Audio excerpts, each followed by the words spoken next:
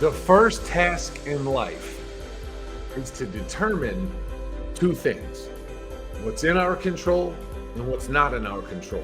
That is the dichotomy of control. And that is the topic of today's show. I'm going to be joined again by Carl and Claire. They're going to come on and we're going to have a wonderful talk about the way that we control the way we react to any and everything in life. It's going to be a great episode. Thank you all for being here. Grab a comfortable place to sit, grab a good drink, get ready for a wonderful conversation. This is the Daily Mastermind.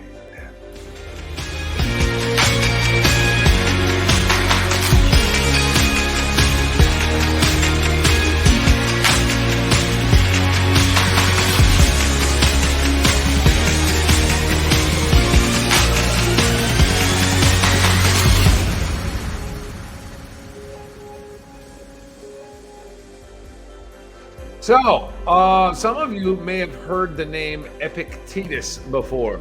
Epictetus was a philosopher and one of the most well-known Stoics to exist. He was born in 522 AD, and he served under Nero, who was a very violent and vicious emperor in Rome. He had a very violent master who owned him. And to the point that this man was a sadist, and he used to torture Epictetus. He used to abuse him. There was even a point where he was twisting away at Epictetus's leg one day, and Epictetus told him, if you continue, you're going to break my leg. And the guy continued and continued and continued, and then snap, there goes his leg, and it broke. And without an utterance of a cry or complaining, he said, I warned you. You were going to break my leg, and now it's broke. The thing to take away from this is one of Epictetus's most famous lines, where he said, you can take my leg, you can bind my legs, but not even Zeus can take away my power of choice. And that's what we're going to be talking about today. Welcome to the Daily Mastermind. My name is Sonny Von Cleveland. I am your host, and hopefully today you can hear me, and I'm not muted today. I'm going to be joined here in a little bit by U.S. retired Navy Chief Carl Blea and Itopia Coaching founder and CEO Claire Rogers. We're going to be talking in depth today about the way that we respond to things, because it's not things that upset us in life, but our judgments about them. It's the way that we respond to a thing that is going to determine our emotional response. And I want to give you guys some tools today that can help you go forward in life about how to respond to things, how to react to things. Because the one thing that we have is choice. We always have a choice in everything. If it's up to me, if it's in my control, it gets my focus and my energy. If it's not up to me, I give it no energy, no focus whatsoever. So you got to learn how to balance these things and to figure out what is in your control and what is not. Oftentimes we have a situation that happens to us and we get angry or we get sad or we get upset and we have an emotional response. If we can learn to take out our judgments of a situation, we can then sit back and make a logical, rational conclusion about how to proceed forward. It's not always easy, and it's not something that you're just going to be able to pick up and do, especially if you are accustomed to making emotional decisions in your life and having emotional reactions, which most of us are, because from childhood, we have been raised to react to things based upon our beliefs. But beliefs are not truths. Otherwise, they would be called truths. They're just your beliefs. And our beliefs are not always right, but our beliefs are based upon a system of experience from things that we have happened to us and that we know. So we have an emotional response to most things. But if you can learn to stop and take that moment of breath, you're going to find that you have much more control in your life. I'm going to be bringing in Claire. We're going to talk to Claire first. We're going to bring her in and find out a little bit about what she's. As a matter of fact, we're going to bring Claire and Carl in at the same time to have this discussion. Guys, please give a nice daily mastermind welcome back to Claire and Carl. Good morning. Good morning. Good morning, you wonderful individuals. Morning, Claire, Carl. how are you, hon? Hello, I'm good. Carl, how are you doing with that fresh haircut, man? Yeah. Looking good. Yeah, I was looking a little crazy, but doing great this morning. I love it. So today we're talking about emotional reactions, or just reactions, period. The way that we respond to and react to things. I know that you have both been through a lot in your lives, and I would like to hear first your input on what your thought is on how people can control the way that they react to things. Claire, I'll let you start off the morning. Let us know how we can control things. I think it comes from experience. I'm gonna probably have to go in because there's people talking outside. So maybe move on to Carl, and I will come back to me. Okay, Sorry. Carl. So it's my experience that when I first joined the Navy, no one was going to tell me what to do, and I was reacting, constantly reacting, getting punished for everything that I was reacting to. And then I had this aha moment where I realized that I had no control over that. And I had this saying, even though probably for most people, if it didn't make sense, it was right for them, meaning that I had no control over it. And the story I was telling myself is that I could control it and I could change it. But the reality is then the only reason I lasted 20 years in the Navy is because my reaction to what everybody had to do. I just painted a picture and I said, this is the way you're not going to make me react. See it as crazy, but don't become crazy.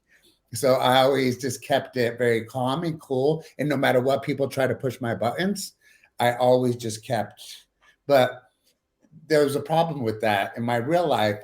20 years, then when I got out of the military, I thought I could continue that in my real life. You can't do that. You have to always speak your truth, but react in a way, but be honest. It's all comes down to being authentic and being impeccable with your word to the people that you love. Impeccable with your word. And to yourself, most importantly, because once you start doing that, then you stop suffering. No more pain, because you're being truthful to yourself and you're being truthful to the people that you love.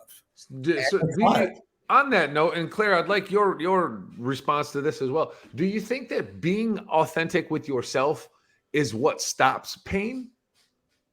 Yes, No. because, well, if you're authentic with yourself, then you have the impeccability of always speaking your truth. And I find that if you're truthful with people and you're authentic with people, being true, then no matter how much I always cover things up. So in other words, if I always wanted to make sure everything was okay with my partner, I always wanted to make sure everything was okay in the military. So I shut down myself and I wasn't being authentic with myself and truthful to myself by speaking my word.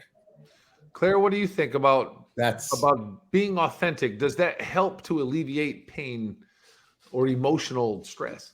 Yes and no. However, I think it also comes with age comes wisdom, right? So when we're young and in our teens and in our 20s, we know everything and we're self-righteous and so forth. And then we get a few licks under our belts and realize that when you become old and ugly like me at 48, you realize you spent a lot of your life worrying about stuff that really at the end of the day doesn't matter. So you got to take your licks in order to create such wisdom. And I have no doubt by the time we're 80, we're going to be even wiser than we are today. But what I would say is I'm very good at not reacting to things. I'm a very analytical can attest person. to that. I'm very good at, I can see very poor behavior and I will keep my mouth shut because my first thoughts are, what is driving that person's behavior? I do tend to rationalize people's behavior. So if I see somebody acting in poor form or being a jerk, I tend to, my first thoughts think, maybe they've got a kid at home that's got cancer, or maybe they're going through a divorce, or maybe they just lost their job, or, I tend to rationalize behavior, which is why I will keep my mouth shut. I will also not react because in 2013, as I mentioned yesterday, I suffered very badly from panic attacks and depression. And so my first thought as well is, what private battle is somebody going through? And is my reaction going to help the situation, or is it going to make it worse? So I can tend to do that. And I believe that's the right approach. However, that can be at the detriment of my own authenticity, because I may want to respond to something, but I'm conscious of not making a situation worse. So I'll keep my mouth shut. And that can be hard because sometimes that can eat at me. And Sunny knows this. I went through a really tough year last year, not communicating how I felt with other people. And so I found I was having to journal, and I was having to smudge and write letters and burn things and all sorts of things, trying to get rid of something because I haven't been able to authentically express my feelings. So I think, Carl, you're right there, but equally, we got to find that balance of, Yes. some people are jerks because something's going on behind the scenes and it actually has nothing to do with you and I. No. Right. I think if we look at a situation like, and I want to try to throw in some examples. And Carl, I'm sure you've had some good examples in your life of how this comes into play. If somebody does something that's offensive to you, somebody cuts you off in traffic, or somebody has an attitude with you, or somebody does you some type of transgression, most of the time a lot of people, as an emotional response, is to get angry and think of the most offensive reason why that person has offended us. Yes. Whereas if we can stop for just a second and think, hey, this person might be having a really, really bad day, or this person might have so much stuff going on in their life that they don't know how to control it. They don't know how to control themselves. And I think therein lies that first line of defense with controlling our reactions to something, because it's a no control situation. Remember, there's control, there's no control, and there's influence. And we don't have control over the way somebody else interprets a sentence or the way somebody else responds to something that we do. Do you think there is something significant to being able to stop in that moment and empathize, as it were, with somebody else's position, even though they are transgressing us in the moment? Claire. Yeah, absolutely. I mean, you see me do this. I mean, we're in the car and someone cuts you off and you like, my thoughts are love and light, like whatever. I see those moments, if you get to the post office and there's 25 people in the queue before you, I am able, because I've trained my mind over years and years and years to do this, is I see this as, okay, well, this is an opportunity for me to meditate, or this is an opportunity for me to practice patience, because I believe everybody is doing the best they can in life with their own level of consciousness. Does that make sense? It So does. some people are not consciously aware of what they are doing to you. And so therefore, we don't need to create a narrative as to why they are doing it to you, because they're not even thinking about you.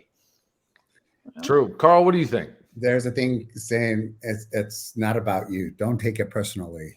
And that's how I try to remember that one quote. Don't take it's not about you. When somebody almost hits me, I say, thank you for not hitting me.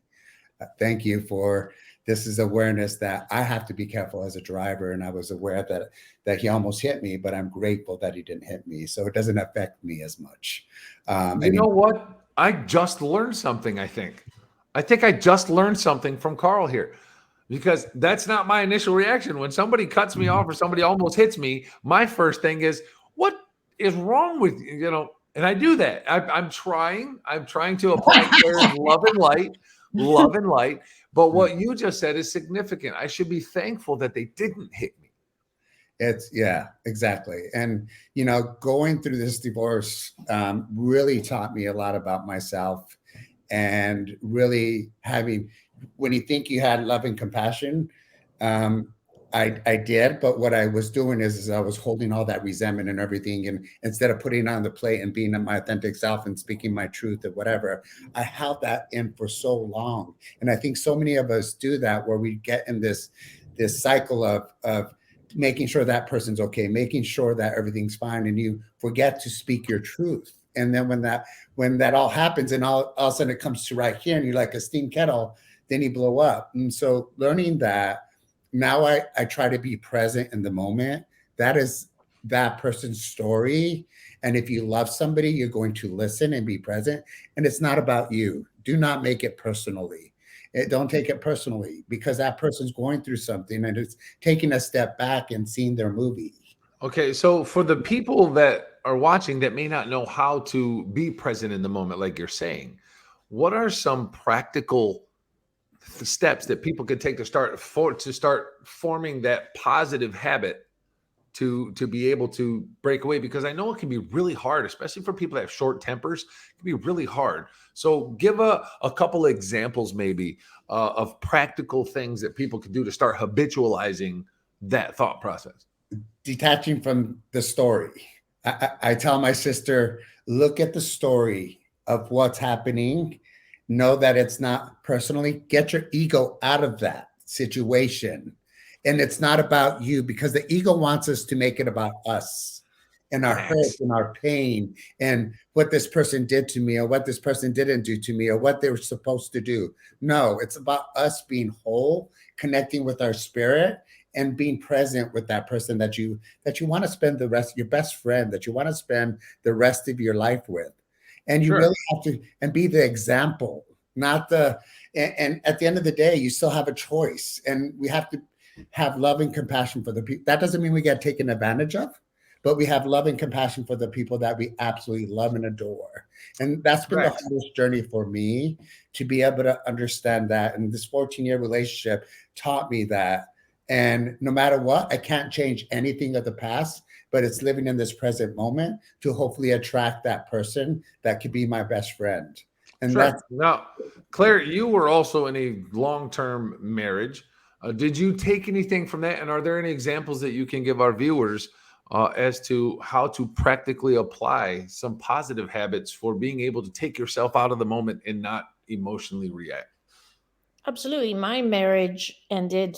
I ended it because I realized I had been inauthentic in what I needed in that relationship. And so I ended it. It literally had nothing to do with my ex-husband. He's a very good human being. The yeah. divorce went a bit tits up, but he's a very good human being. But so I don't hold him accountable. I hold me accountable because I didn't communicate effectively what my needs were.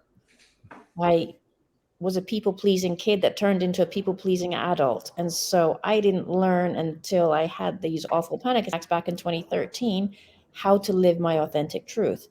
In terms of a practical tool on how to train your mind to stop in that moment and not have an egoic reaction, put an elastic band around your wrist. And as you feel yourself getting triggered, snap it.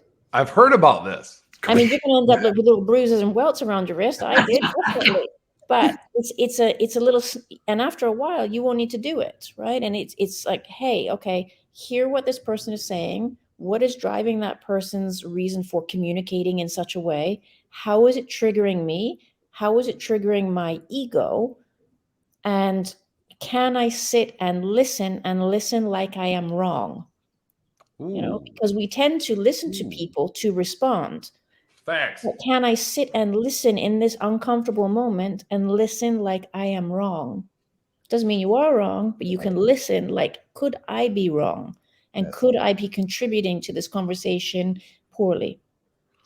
Now, let's talk about ego, because that kind of I think correlates right to that. Do you think that having an ego, is wrong? First of all, and do we all have an ego, or is that something that's developed? Carl, I'll start with you. Oh, it's definitely developed through our conditioning of our lives and our experience with whoever we come in contact with. Growing up with my parents, they taught me they domesticated me in a certain way. Then I joined the military, and in the military, our ego is created with many different situations and things that you go in your life, and good, bad, and different. Then you get to realize there's this awareness that at a young age, I remember my first love. I was 19. He was 8 years older than me. I fell in love, and it was going to be the man of my dreams and for the rest of my life. But the reality, my ego, I'm a love addict. I just want the whole thing of being in love and being with my partner and my best friend. But the problem is I never learned how to do a healthy relationship with myself. And I believe that the ego, it is created, and you have all these things about you in your mind. But until we come clear with ourselves, then our ego takes over, and then it's a shit show from there on, because then we are not clear with who we are, and the rest of our life we bring into these people that are not clear with themselves, and we continue the cycle. And Ooh. I've done this for 33 years. And for the first time in my life, I'm finally loving myself and looking in the mirror and saying, ego, I'm not going to allow you to hurt me no more. I Let got go my ego. yeah, let go of my ego, and I'm going to love you, Carl. This is who I am, and this is my spirit, and now I get to bloom. I love that. So it's just finding that balance with self, and then, yeah. So I feel very grateful to be in the position I am right now to just be able to figure that part out for me. That's beautiful, and I love that you're sharing the journey. That's an incredible part, and I'm thankful for being on that journey, babe. Ego. What do you think? We've all got an ego. I agree with Carl. I think we're all born innate. I personally believe that we're born from love. Yes. I think that's where I believe we all come from, and then social conditioning causes us to have an ego, and we all have an ego, but and that's not a bad thing. You know, we all try to get rid of our egos. We've all got an ego. Egos can be good. They can be motivators as well. It motivates you to work hard and get ahead and so forth. But we need to check our ego when it's not healthy.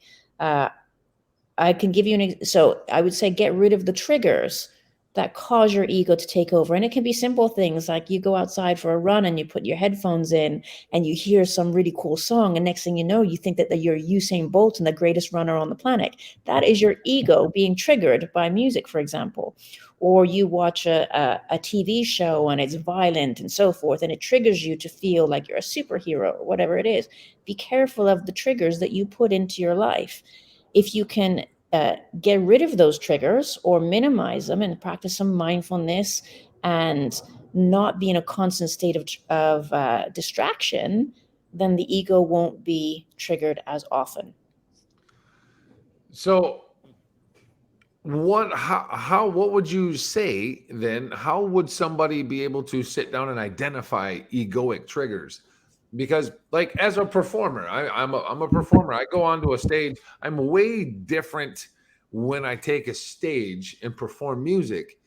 I'm cocky. I'm brash. I put it out there because I know that that is what is expected of a performance.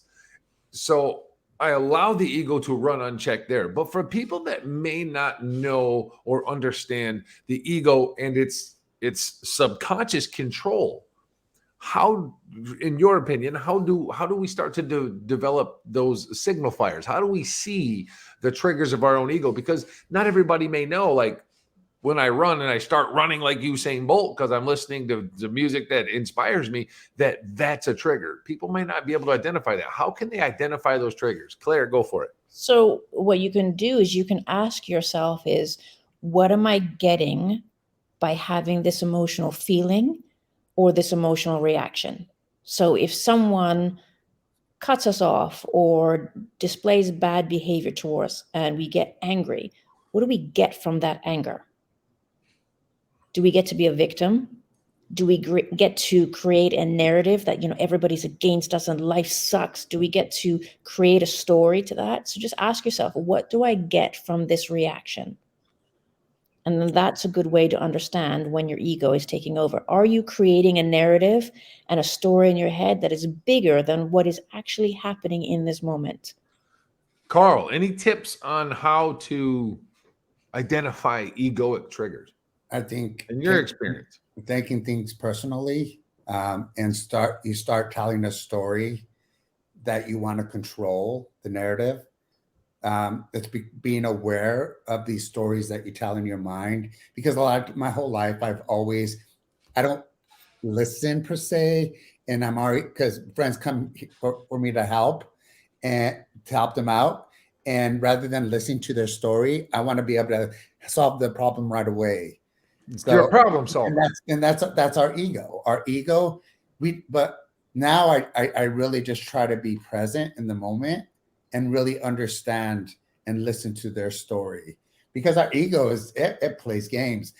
Like my spirit says, Carl, you have to stop drinking. This is not good for you. Limit your drinking. But the ego says, I'm driving down the street. Oh, let's just stop at Billy Reed's and have a drink. You know, we love Billy Reed's, though. Sam is a legend. So we get to choose that, but unfortunately, sometimes our ego just says, "No, it's okay. You can have this one drink.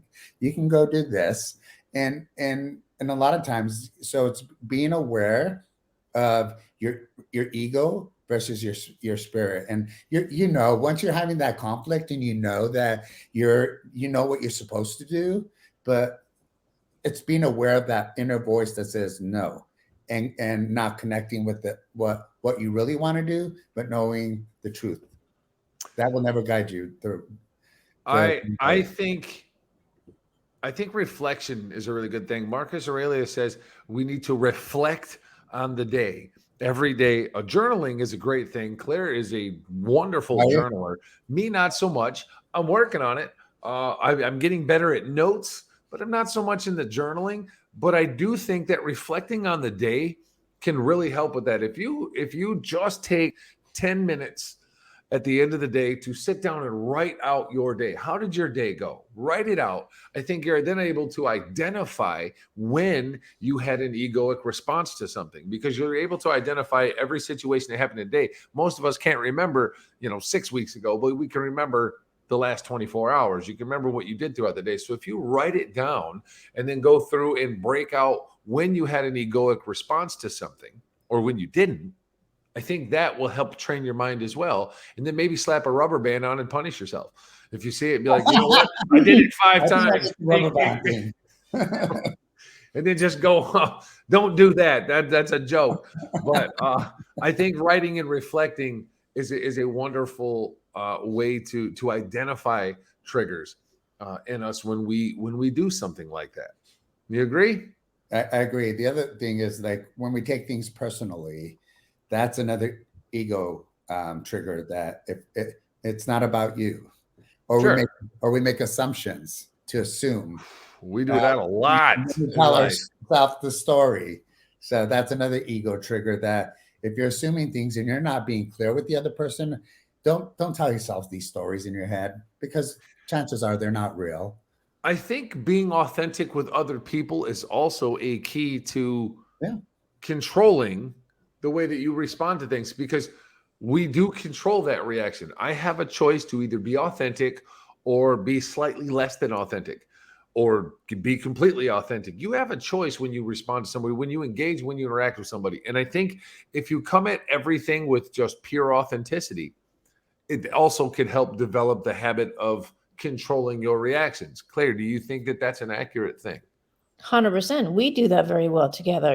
I'm a huge proponent for, it's okay to have an uncomfortable conversation. And what I mean by that is being authentic, but being kind. And I don't believe in swearing at people or calling them names. I don't believe in any of that. But it's okay to have an uncomfortable conversation with someone, to say, I feel this, or you feel that, or I didn't like that you did this and it triggered this in me. It's okay to be vulnerable. I think that we need to encourage that more and more in society, but in a respectful way.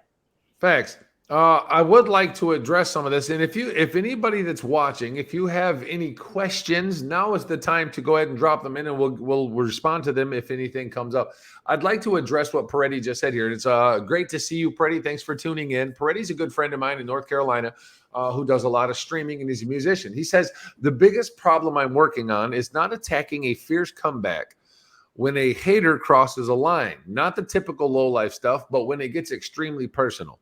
Learning to let everything be ignored is tougher with streaming than ever was with being a musician. What advice would you give for Peretti when it comes to a hater? If he's online streaming and somebody comes in and starts to disrupt, and what would you say? How do you control that response? Carl. Me? Okay. Love and compassion.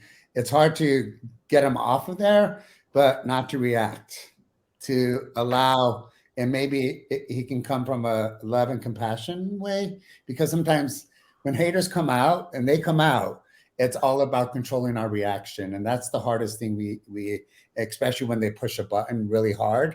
It's being able to be aware of that, love and compassion. I had somebody, like I told you my story, I won't go, but when I got shot in Puerto Vallarta 4 years ago, I literally looked at the guy and I saw that it wasn't about me, and I know he was going to shoot me, and I got shot, and I forgave that instant. I forgave the man, and I never held anything against this person ever again. So it's really understanding that most people get in a dark place and they have such hate. And so that's where we have to show up with our love and compassion for these I individuals. think that is That's next level shit. that's the hardest Being thing. able to stare at somebody who's about to shoot you and forgiving them the moment the bullet leaves the gun. That's incredible. That's incredible. Babe, what do you say about what's going on with Peretti? I would say, I can't remember which Stoic said it, but it's a very good expression, is the most difficult people brought into your life are your greatest teachers. And I personally believe that everybody in life wants to be significant. Everybody wants to be Sure. significant. Everybody wants to be loved. So if somebody, I've had the same thing happen to me. I think when you're a public figure or you have online presence, people are going to attack you for whatever reason. And I look to it as that individual does not feel significant in their life. And so they need to take a shot at you or me or whoever to feel significant. So therefore, let me send compassion to you and to say, I send you love and light. It's hard in the moment. I'm not going to invalidate you, Yes. Brady. It's definitely, you make you feel angry and triggered and you just want to, scream and say, why are you doing this? But if you can just realize they don't feel significant in their life, and so they have to take a cheap shot. And my thoughts are, whatever that challenge is that you're facing today, a troll or whatever it is, will it matter in a year from now? No. Will you And remember? I'm a proponent of universal tutelage. I believe that the universe teaches us things, and they put, as Marcus Aurelius says, the obstacle becomes the path. Everything that is put on the fire becomes fuel for the fire. So, Peretti, in your particular circumstance, I would say that every person that comes at you and does that is your opportunity to grow, is your Yes. opportunity to, it's the universe giving you the test. It's the universe putting you through the tutelage of self-control. It's saying, here, I'm going to continue to give you an obstacle until you get it.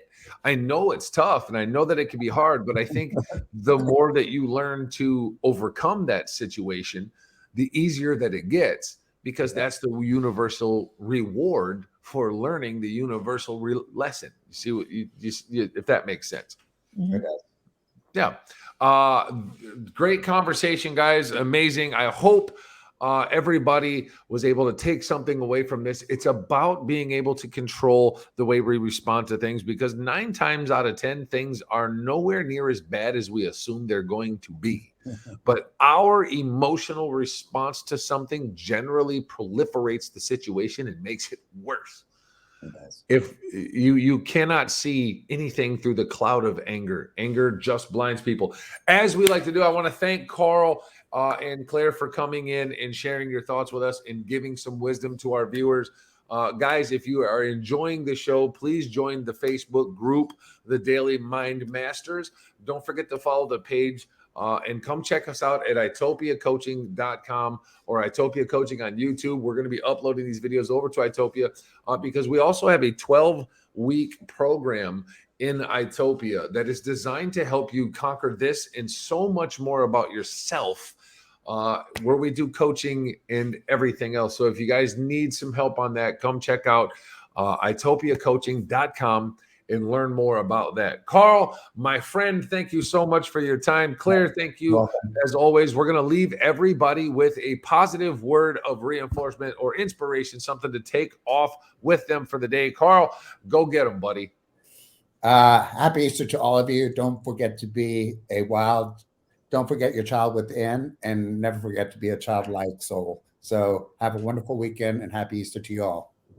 Love it. Claire, give them something.